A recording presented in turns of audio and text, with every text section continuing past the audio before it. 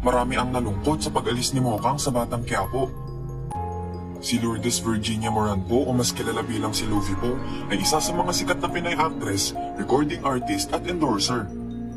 Anak siya ng yumaong action star na si Fernando Poe Jr. Ang branding ni Lovie ay ang pagpapasexy at pagbida sa kanyang katawan. Kasalukuyang bahagi siya ng seryeng FBJ's Batang Quiapo.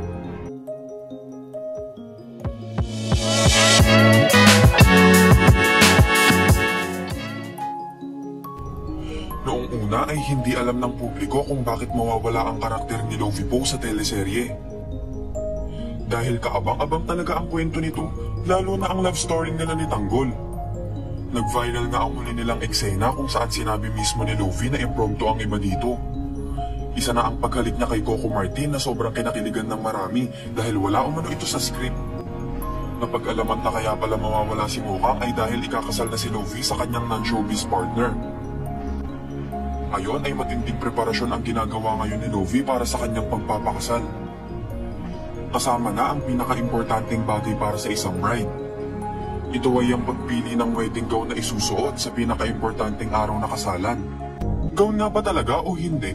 Yan ang ilang tanong ng netizens. Matapos mapakita sa publiko ang susuoting gown ni Lovie Poe sa kanyang magaganap na kasal. Kahit daw siguro pare ay mapapahaleluya kapag nakita si Lovie Poe. Halina't sabay-sabay nating silipin. Ipinasilip nga ng aktres ang pagsuot niya ng wedding gown. Sa kanyang Instagram post ay binahagi niya ang kanyang mirror shots kalakip ng caption na fittings. Makikita ang kaseksihan ni Lovie sa kanyang sinukat na wedding gown. Dahil sa pagkasitro nito na talagang kinagulat ng netizens.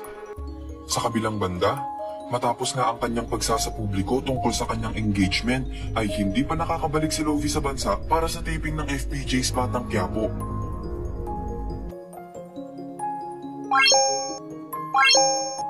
What?